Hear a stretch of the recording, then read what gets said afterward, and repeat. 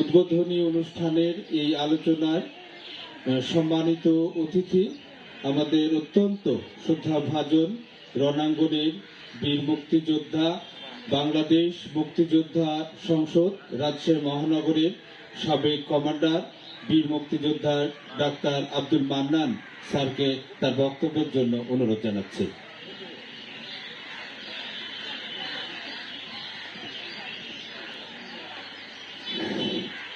শুভ অপরাহ্ন।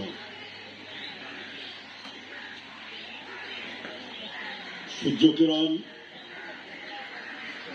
সমাজ কল্যাণ সংস্থা কর্তৃক আয়োজিত বইমেলা 2024 অনুষ্ঠানের সম্মানিত প্রধান অতিথি, আমাদের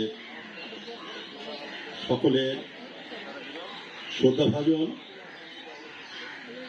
এক বুক কাছের মানুষ, আমাদের অভিভাবক, কবি, লেখক, সাহিত্যিক, অধ্যাপক, অধ্যাপক রুহুল আমিন পরামানি আমাদের এখানে উপস্থিত আছেন। আমারই বাঁ পাশে বীর মুক্তিযোদ্ধা আবুল হাসান খন্দকার, উনি রাজশাহী বিভাগের সেক্টর কমলাস ফোরাম মুক্তিযুদ্ধ 71 বিভাগের সভাপতি। আমার ডান দিকে বসে আছেন আমাদের অত্যন্ত শ্রদ্ধাভাজন শিক্ষাবিদ, একজন সফল শিক্ষাবিদ, রাজশাহী কলেজের সাবেক সফল অধ্যাপক জনাব হাবিবুর রহমান, যার সময়ে রাজশাহী কলেজ আমার মনে হয় পরপর তিনবার বাংলাদেশের শিক্ষা শ্রেষ্ঠ প্রতিষ্ঠান হিসাবে গৌরব অর্জন করে। ধন্যবাদ। এবং তার পাশেই বসে আছেন একজন আমার অত্যন্ত সজ্জনিক, অত্যন্ত সৌভাগ্যবান এই রাজশাহী সিটি কর্পোরেশন বলে এবারে 5 বারে নির্বাচিত কাউন্সিলর, সাবেক প্যানেলের 2 সৈফুল ইসলাম বাবু।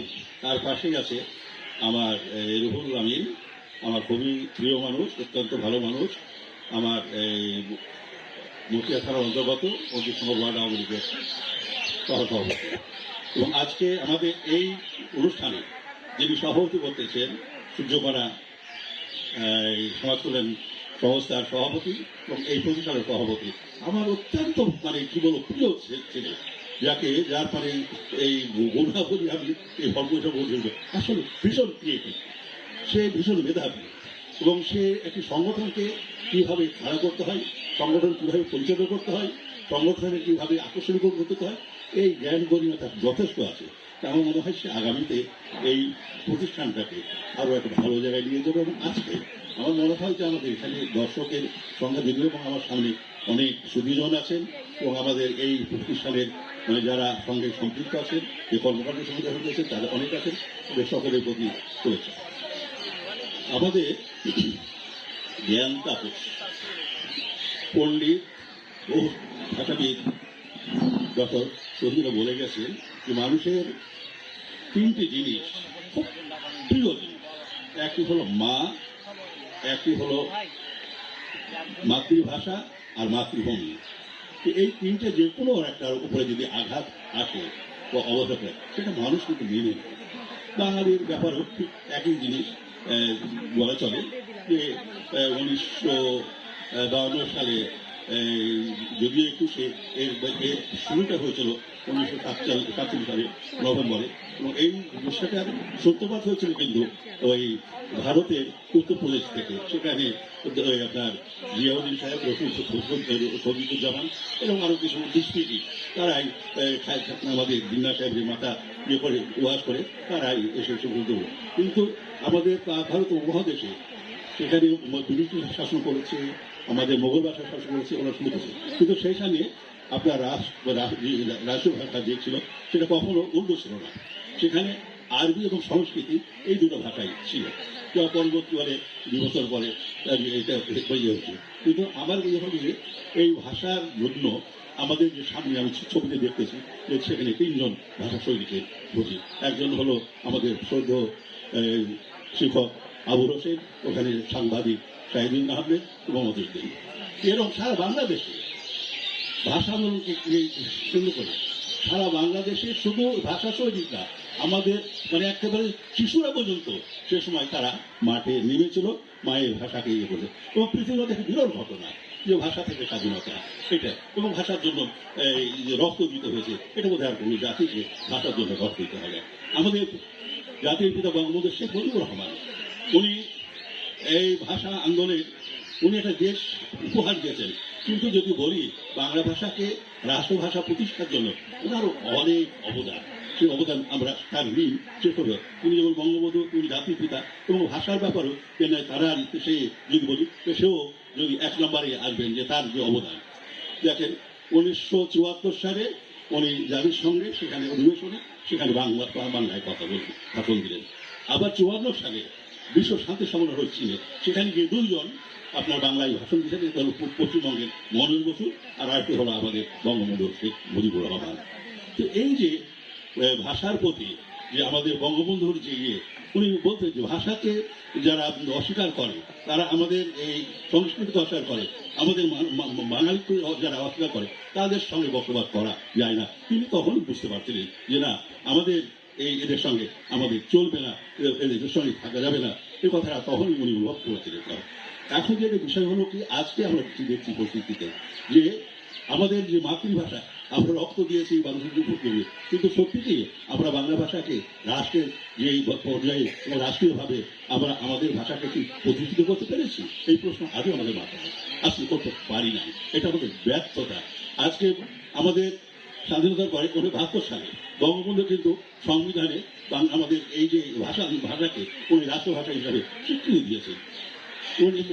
এবং এই কয়েকদিন আগেও 21শে ফেব্রুয়ারি যখন এই আপনার 21শে মেলাটা যখন ছোট হয়, তখন আমাদের প্রধানমন্ত্রী শেখ হাসিনা বলেন যে এই মেলাটা আমার প্রত্যেকটি উপজেলায় হওয়া উচিত। এই জন্য হওয়া উচিত আমার হবির সাহেব বলেছেন যথেষ্ট যে আমরা এখন ইউটিউব নিয়ে ফেসবুক নিয়ে এই নিয়ে মহাব্যস্ত, আমাদের লেখাপড়ার পরে বই পড়ার বা বই দেখার বা এই দেখার আমাদের সময়ের বড় অভাব।